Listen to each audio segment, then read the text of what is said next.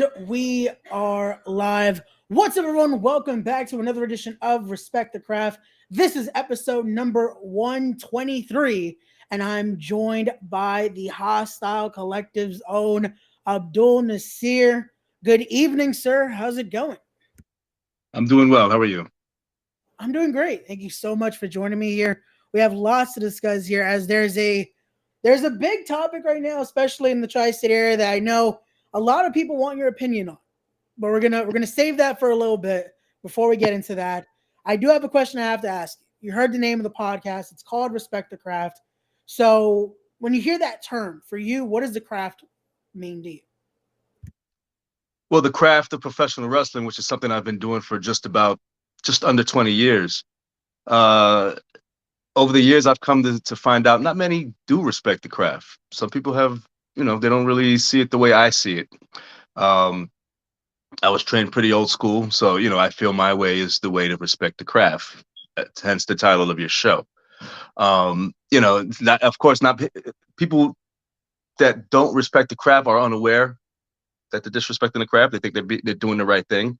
They thought they were taught the right way. And every now and again, I look at a match, I'm like, that's not how you do this craft. Gotcha. There you go. No, definitely. That was something where I wanted to have this conversation because I have been familiar with the. You have been around for. I feel like that's missed. Usually they see you with Mr. Darius Carter. They've seen you around with the collective, and they forget you've been around for a while now. This isn't just you came in yesterday type thing. Correct. I didn't just put on a suit and became a manager. I still wrestle to this day. Again, wrestling for almost 20 years now. Darius Carter is where I wrestle, Warriors of Wrestling. He's our 4-time champion. I've been champion 3 times there. I was a tag team champion 2 times there. So I've been around. Hey, definitely so. So now let's get into that a little bit again before we get into that topic, because that is a topic everyone wants to hear your opinion on. I have to ask you, being with that experience, what has been for you the biggest change you've seen throughout these past 2 years, these 20 years exactly? The guys I've gotten younger, or maybe it's because I'm older. I'm rolling around with guys, half my age. I'm 48 years old. I'm rolling around with 20-year-olds. So it's different. The pace is a lot quicker. To get out of character for a little bit, the psychology is a little bit off to me. Too many people are more into moves, next move, instead of telling a story and making sure everything in between each move matters, because it does. Gotcha. No, definitely. And that's one of my things that it's funny because you mentioned that and it's like, damn, I'm legit half your age. Because I have 24 here. But to me, storytelling and that psychology of it has always been one of the biggest factors. Because I feel like if you're able to tell that story in there, that's the whole process here. For me, the craft is that. It's that art of storytelling. It's that art Absolutely. of giving the full experience as a show, be it with the drama, the action, all that in between. And that gives the crowd what they love to see here. So, yeah. There you go. Less is more sometimes as well. Yeah. We're gonna talk about this match that's coming up on Friday. Darius Carter is also a master of less is more. You don't see him doing spot, which is my favorite brand of vodka. It's he does a great job of storytelling. He's a master at it. And somehow, some way, with what he does, he gets the biggest reaction. Wherever I see him wrestle, he gets the biggest reaction from the audience. There's a reason for that. I wish more people would see that and kind of, take notes. Oh, definitely so. And that's something I've always seen, getting to see Darius for the years now. It's always been that. It's always, it just, he knows how to use those little things of psychology in there to get that reaction from the crowd. It's not just about, hey, you can do a bunch of moves, but does it have that meaning? Does it get the reaction? And Darius knows. Just this weekend, I got to see him wrestle O'Shea Edwards. And again, one of a great matchup.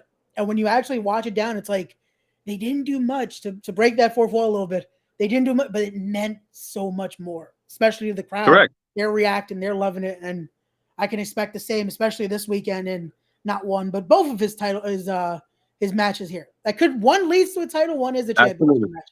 So we're going to get into that in a little bit here.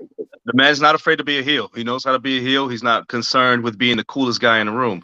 He wants you to not like him, which is what, I grew up in the business doing. Once I turned heel, I wasn't interested in being the popular guy with the, have all the cool moves. And in fact, I started doing less.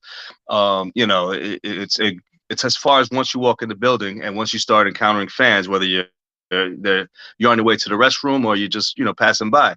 If they want an autograph, you don't give them that autograph because you want them to not like you. And you want people to see that you didn't sign that autograph. You don't want people to see you're a nice guy.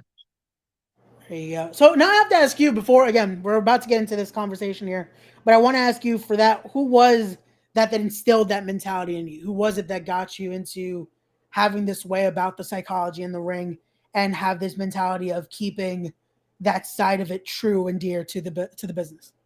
When at the Wars of Wrestling, when they turned me heel and I became Abdul Nasir, I was informed that they got high hopes for me as a heel. So my goal was to be, there's ways to play the heel. You become comedy, a little goofy, or you could be the scary heel, the serious heel that people want to see you lose. Little disclosure, the Warriors of Wrestling Championship was kind of tossed through the mud. Some guys that had the title before me didn't really respect it. So the title didn't have much respect. So my job was to make that, I took it upon me to make sure that title meant something by the time I was done with it. And I believe I did that. But part of being that is to be that serious heel, to make people want to see you get your ass kicked. I'm sorry if I'm not allowed to use that kind of language on the show. It's fine. Okay. But that was the goal, to not be the cool heel, to make sure the crowd didn't like me. Don't sign autographs. I look at people with a mean face when they look at you, scare the children. They treat that old person like a piece of garbage. I want them to not like me, because when you see me get beat up, you're emotionally invested in the match. You want that. So that's I don't want to say somebody influenced me. I was kind of self-motivated that way. I didn't see anybody in that company really doing that. Or it's a rare, not that the people in the company didn't take it serious. But when I was told, you're going to be this guy, we want you to do this, I'm like, okay, I took it very serious. So, you study the great heels in history, and they weren't interested in being the Mr. Popular. Gotcha. No, and definitely, again, and it reflects, especially what you guys are doing, especially what you're doing with Darius. You guys, once you guys walk into that room, that's it. There is no fanfare. No matter if they've seen you guys do something cool, it's like, nope, that's it. They want to boo. Every time I've been to a Warrior show and I've seen you guys, it's just instantly heat, and it's like, this is what you want. This is the heel reaction. That's exactly what you want there. So that's the goal. Let's now get into it here. Let's not waste any more time. Let's start talking about this Friday. It will be There Can Only Be One. Is presented by our good friends at We Are Wrestling. They're presenting their championship tournament here. And with that being said, one of the matches that was announced, it was put together by the people at We Are Wrestling. It will be for the Grand Championship Tournament Round 1 matchup.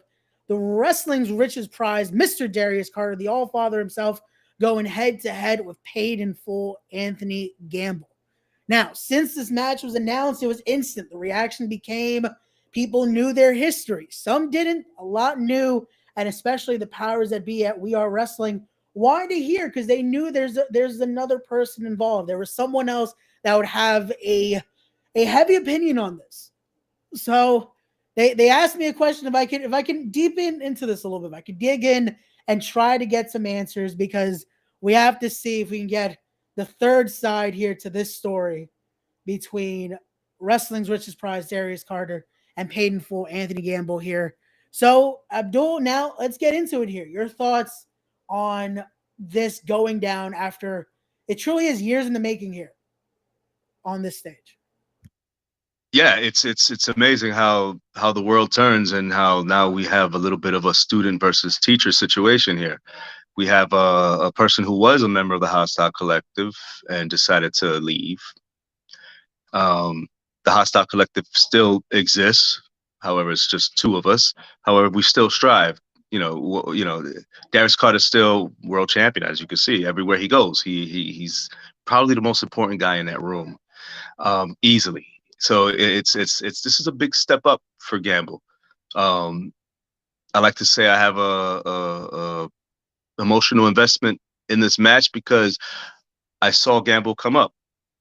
I saw him before he joined the Hostile Collective when he was just a student.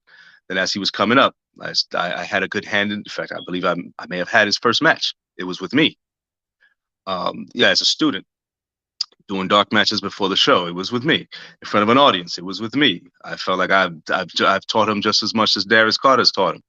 And then once I saw a couple of matches with him, if I had a few matches with him, I decided, listen, this guy's he's ready to step up. He's not just a student anymore. I think he's ready. We should give him an opportunity. And he did step up, and he performed very well. He was our killer. He was our bulldog. He was our, let's go, sick him, go, get him, destroy. He was that guy for us. Since then, clearly he's branched out on his own. He's done very well for himself, and I'm very proud of him, very happy for him. However, Darius Carter, it's you're going against the All-Father. This is a big step up. Is he ready for this? Is he ready for this? This has been the question here. I feel even when I had Pete Rosado on last week, we spoke about it. We broke down the whole card. We talked about that history there. It's that student teacher mentality. It's that now can Gamble come out of that late? Because I feel like even when he brought up the past here. He talked about it there in his promo. He talked about the history there. And he knows you're going to be watching this match. He knows Darius knows possibly every step he's going to do before he does it. But I can imagine now Gamble's thinking he has to try to bring something new because it has been a few years. It has been since the collective was fully together there. He's become this new, not new person, but he's grown into the Gamble we see today. We see now he's even a captain. Shout out to the Fallout Shelter, where he's also now teaching the next generation of competitors. So I can imagine he's going in this as he doesn't want to just treat this as teacher versus student, but now to feel like, hey, we're equals now. And this means even more to him to get that very important victory. He might think it's an equal situation going in. I mean, he just started teaching people now. Carter, myself, been teaching people for a lot longer. Now, some of this there's no other way to learn. You have to have years under your belt in order to be at a certain level. Carter is at that level. Now, when that bell rings and you're looking across and you see the guy that, you used to help out, that taught you everything. Gamble now has to ask himself that question, and it'll get answered. Did he teach me everything I know? Yes. But did he teach me everything he knows? We'll find out. That's something I always see. It's that question that I love because it's one of those where even Darius at this stage of the game is still pulling out different tricks. He's pulling out something. And here we go. We got the boss man himself saying, wow, is he ready? I think the question is, does the Pitbull ever lose the ability to devour? Hey, again, it's one of those. You have to wait and see. He was that Pitbull for the Hostile Collective, but he's a different Gamble here. Maybe he isn't as ruthless as when he was hanging around with Abdul Nasir and Darius Carter. He may be just as ruthless, if I may use the Pitbull analogy. But once the Pitbull runs into his, dare I say it, his owners, how will he respond when he sees the person who fed him? How will the Pitbull respond when he sees the person who trained him, who put him in his place when he needed to be put in his place? How will that Pitbull respond? Yeah, he's a dangerous Pitbull. He's a beast. I've been in a ring with him. I've been a tag team. We were tag team champions together. I know what that man can do. He's got a lot to bring to the table. But once he sees Darius Carter across the ring, will he be the Pitbull or will he behave like a good doggy? Hey, there we go again. That's going to be something we will see this Friday.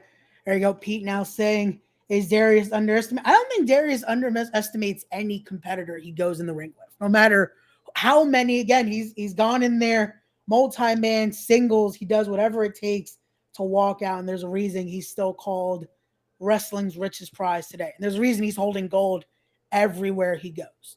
You're absolutely right. It'll come across like he's underestimating his opponent, but that's part of his ploy. This is chess, not checkers. He's a chess player. There you go. But now let's go over to a championship defense here, because at Warriors of Wrestling, Darius Carter is still holding that heavyweight championship, as you mentioned earlier. And there's going to be an event this Saturday. It'll be live from Brooklyn here. It will be Warriors of Wrestling presenting New Breed. So now let's get into this, because you guys have still been dealing with a little bit of a cause issue here.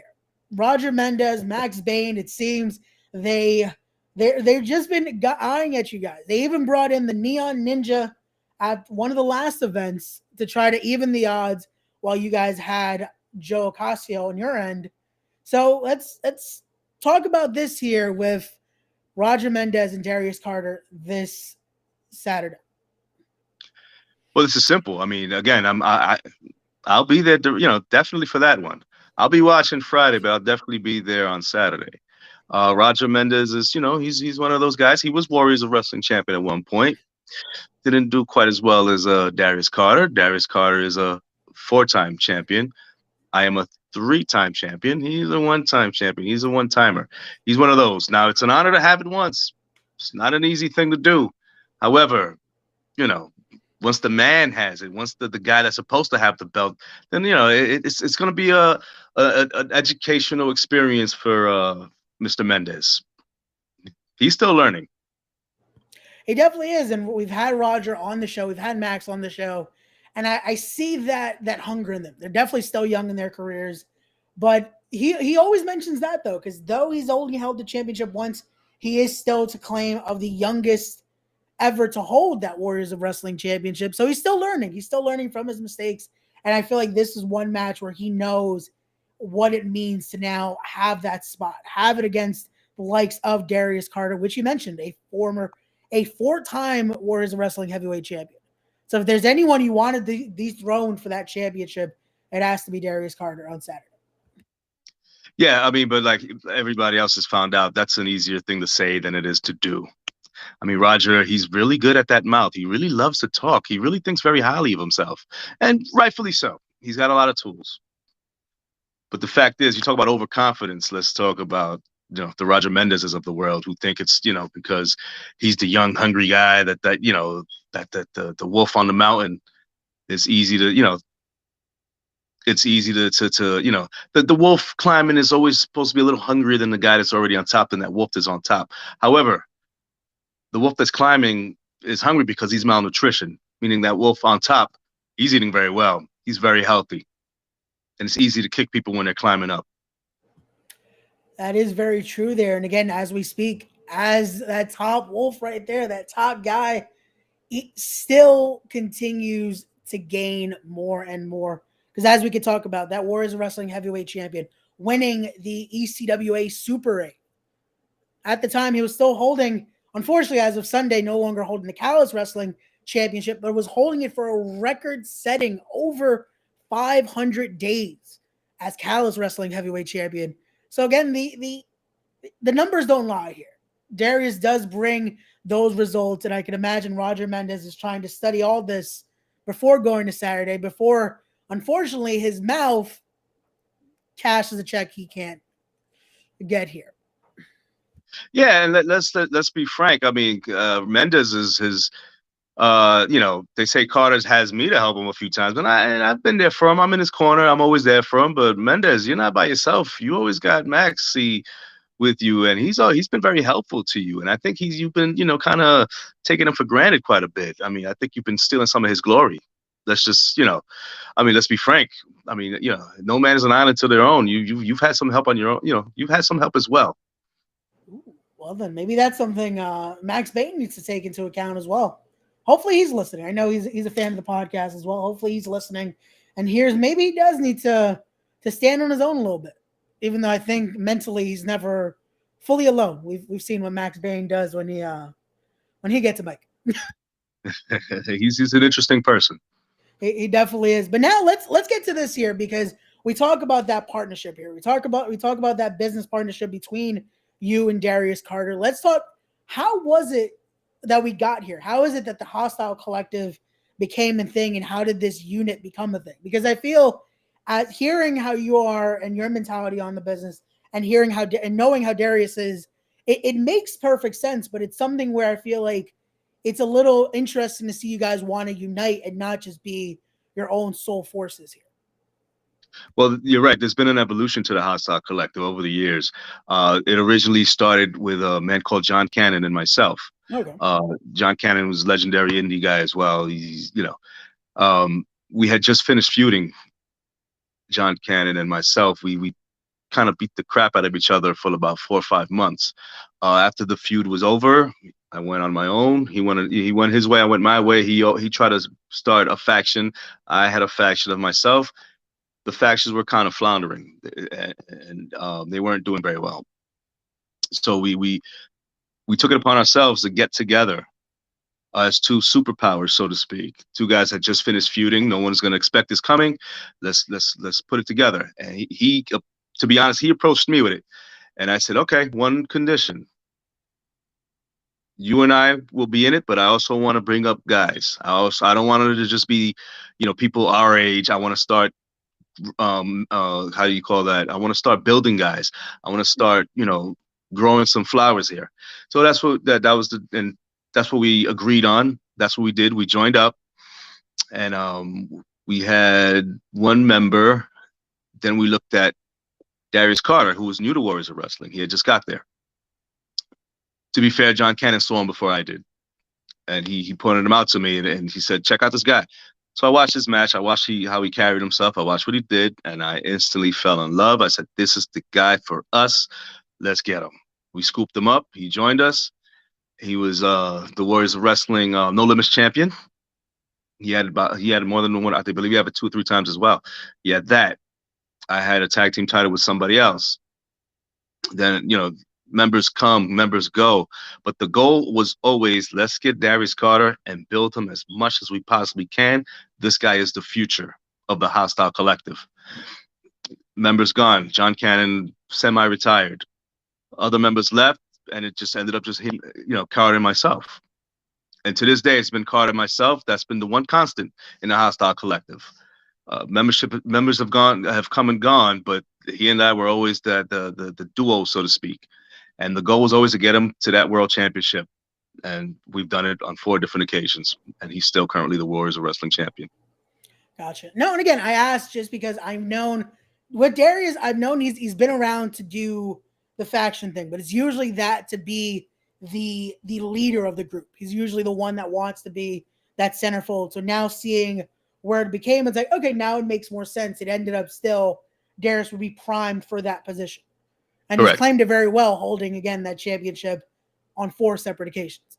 And I don't think he's gonna designed it for him to be soon. Sorry, we designed it for him to be the figurehead. Yeah. So when he was No Limits champion, he was a figurehead with the No Limits championship. And then once he was done with that, we said, okay, let's go for the big prize.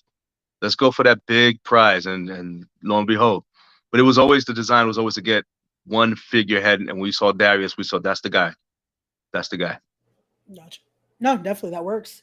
So now let's talk about this before I start letting you go here, because I don't want to take up too much more of your time. Oh wait, look at this. We have the boss man himself joining. We have from We Are Wrestling, Pete Rosado in the building. Pete, how's it going, brother? I mean, it was going well. Okay. Until I saw Abdul Nasir bad-mouthing the man that gave him his last title reign at Warriors of Wrestling, if I'm not mistaken. Was it not Anthony Gamble that carried the Hostile Collective to those tag team championships the last time you held them? Because if I'm not mistaken, if it wasn't for Anthony Gamble, the last thing that Abdul Nasir would have been known for is carrying Darius Carter's bags. Ooh. Wow. My apologies, Abdul, for these comments. What a statement. That's okay. That's what happened. He was going to come in respectful here. Look, he already disrespected by showing up late. Now, speaking of late, Leslie, he's late to the game with his education as well. Like, who was Abdul Nasir before Gamble was his tag team partner? Abdul Nasir was a 3-time Warriors of Wrestling heavyweight champion. Abdul Nasir was also a tag team champion before Gamble. So what did we do? I groomed another up-and-comer and made him a tag team champion as well, along with Gamble. You're not wrong. You're not wrong. I know all about you. I'm never wrong. You would know his career. I would hope. You and I have had long conversations. I'm very well versed on your illustrious career, but it's interesting because here's how I see it. Right, I don't doubt that Anthony Gamble is going to probably have the toughest match of his career against Darius Carter. But what's interesting is everybody that Darius Carter has ever been in a faction with in a group with seems to blossom in an unimaginable way after leaving Darius Carter's orbit. When we look at all the people that Darius has been around, right? And the only people that didn't really kind of didn't blossom because they retired. And that was the Minutemen as part of the Crusade for Change. But when you look at guys like Anthony Gangone, when you look at guy at TJ Marconi, when you look at guys like Neff, when you look at guys like Anthony Gamble, they've blossomed after leaving the orbit of Darius Carter. And your point, where are you going with this? The point is that yes, in 48 hours, I think Darius Carter is going to be met with a very stiff reality, because he's going to be going into the ring against a man who has everything to prove against Darius. What does Darius left to prove? Well, Darius needs another championship. Darius needs another mantle to put on his wall, right? What does he have to prove? What does he have to prove? Well, you're right. He doesn't have anything to prove. However, he does have more lessons to teach. And Gamble's probably going to get his final lesson come Friday. And here's where I will be the kind, respectful person. You said earlier that you have an emotional investment in this match. You said earlier that you're going to be watching. Well, why don't you watch from the front row? Why don't you come down and I'll have a seat reserved with your name on it, and you can watch from the front row as either the young man that you say you and Darius groomed beat Darius Carter, or the Hostile Collective and Darius Carter get another victory. But at least you can have a front row seat. I appreciate the invitation. I just might take you up on that. I just might do my hair for the occasion. I think it's only right, Ray. I think it's only right, because I think Abdul Nasir needs to be there to see which part of the story comes true. Does the young prince step out of the shadow of the longtime king and stake his own claim to the throne, or does yet another victory occur for the king that sits upon the throne? And by the way Darius's title defenses have been going lately, not exactly on the right slide, if you get what I mean. Why am I not surprised here that you would come on again? Mr. Abdul has given us a great amount of his time here. You come to disrespect him already being late. It's 7:30, Pete. The interview was at 7, but you then come in to give these remarks about Darius, which I'm surprised, because last week you had high hopes about Darius Carter. You were praising Darius Carter when we promoted the full show. But now you want to switch it up in front of Nasir. And now Gamble's not here to defend his own battles. I see what it is. He wants to have Gamble have some hopes. He wants to sell tickets. I see what it is. I would never praise Darius Carter. What I did was I praised Darius Carter's resume. You asked me, Ray Sanchez, you said to me, well, considering your personal history with Darius Carter, I'm surprised you put Darius Carter in this tournament. And because people want to know. People would like to know, because you yourself know if you add Darius Carter to a tournament like this, if you add him to a caliber where he can become world champion, what does Darius Carter do? Something that Abdul said multiple times already today. He's become a 4-time Warriors of Wrestling heavyweight champion. He's become one of the longest reigning Catalyst Wrestling heavyweight champions. He's held countless championship after championship. And that's exactly the reason why. Because while I may not personally, and I don't think I'm the only person on that list of people who don't personally like Darius Carter, but I respect the resume. I respect the fact that he is a 4-time Warriors of Wrestling champion. I respect the fact that he spent over 1,000 days as the BCW World Heavyweight Champion, beating people like Austin Theory and Su Yung and the names that follow that championship. I have respect for the fact that he was one of, if not the longest reigning Catalyst Wrestling champion. I have respect for the resume. I may not have respect for the man, but I have respect for the resume. At the end of the day, the resume speaks for itself. And I am not a biased man. I am going to do the right thing and put him in the tournament. But he's going to have to prove that he can do it. And if what Abdul says is true, then that's just simple arithmetic for Carter, isn't it? Yeah, Abdul always speaks the truth. Abdul always gets it right. And Abdul is going to probably give you a little bit of mathematics here. You may have just given Gamble extra added pressure when you invited me ringside. Because now you have two of his teachers present. One at ringside, one in the ring. So what will the Pitbull do when he sees both of his masters, the ones who have fed him, in the building? We will see that this Friday night.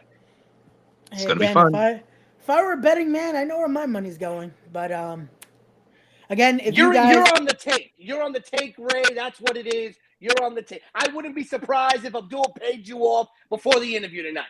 No, he's a smart man. He knows what he's talking about. Listen to the man. Come on. Pete, this is why you have me do these type of shows. I take money from no one. But if you do, the email's in the link down below. But no, we are a respectful podcast here, and there's a reason why we're having this conversation. If you guys haven't already, get your tickets. Be there just like Abdul will be ringside. Get your tickets now because this tournament is going to be can't miss. Already lined up. You have Darius Carter versus Anthony Gamble, Dan Moff versus Big Game Leroy, and so much more. And that's not even just the full night. So go get your tickets. If you want to hear the full breakdown, hear me and Pete's episode from last week where we did a full pre-show breakdown of There Can Only Be One. But Pete, thank you for joining us here. We're going to have to sign you out here because I'm fine. It's already you disrespected Friday, Abdul a little too much here. I'll be there. Guess what? I'll be on time. See, that's how you do it. That's how I won't be late. But thank you, Pete. Have a good one. And good riddance there. My again, sincerest apologies, Mr. Nasir. He wasn't known, but at least I got a free ticket out of it. Hey, there you go. That's it. You got but again, it's that perfect. I had no plans on Friday. Now I have plans. There you go. You get to be ringside to see possibly another championship victory for Darius Carter. But again, Pete's remarks, it comes. I get it. I understand where he's trying to. He's trying to play those mind games with you as well because he knows if he sends it to the camp of Carter, it's going to start just the questions will be asked. But I can imagine you guys are going in with no issue here. We've had many people try to play mind games many times, and it never works. Again, when you're the chess player, when you hold all the pieces, you know what the hell you're doing. But there you go. So before we were rudely interrupted, there was one more question I wanted to ask before we start wrapping this up. We talked about there has been previous members. There have been just different ins and outs to the Hostile Collective. Is there anyone right now that you can give us that is on the radar of yourself and Mr. Carter? Yes, we're always looking for new talent. We're always looking to recruit. We're always looking to expand. But as of right now, that's all I can say. There you go. Again, I knew you wouldn't give me a straight answer either, but I expect that when this is a game of chess and not a game of checkers here. Absolutely. And a lot of people are watching, including, again, that devious Pete. I apologize again. I'm so sorry that even occurred there. That disrespect, being late, again, you would think he would be on time. He has a show on Friday. He should know how to structure timing here. You think some professionalism would come into play when you're booking shows, but let's see what the hell happens. But and look at that. It says I'm biased, but then he's downgrading one of his top performers for this Friday. Oh God, he didn't even know my history. Like, who is you? Well, let me tell you who the hell I am. He didn't know. He came in with the stats that it's like that wasn't it. No. See, again, this is why he sent me to have this conversation. He asked me because he knows I do my research. I make sure I know who I'm having on and why it would be a better conversation to have us speak. Well, at least he delegated to the right. He delegated to the right guy, at least. Thank you. I appreciate that. And again, thank you so much for giving us your time here. But Mr. Nasir, before I let you go, again, you're a busy man. I want to make sure you get ready because now you have to get ready. Friday, free plans here now. It's a busy night as you get to see possibly Mr. Carter win another championship here. So for Abdul Nasir, what is the end goal? The end goal is to continue doing what I'm doing. I mean, right now it's about the Hostile Collective, Darius Carter and ourselves, and myself. We're making history. We continue to make history, prolong it as much as we possibly can. And yes, I will continue to groom talent. Yes, I am looking at certain people. They don't know I'm looking at them, but I am. So I'm looking to recruit. I'm always looking to make new people stars, build them up. And yeah, like what's his face that was here a little earlier. Let them grow and blossom and move on and do what they got to do. But just know that they learned it from us.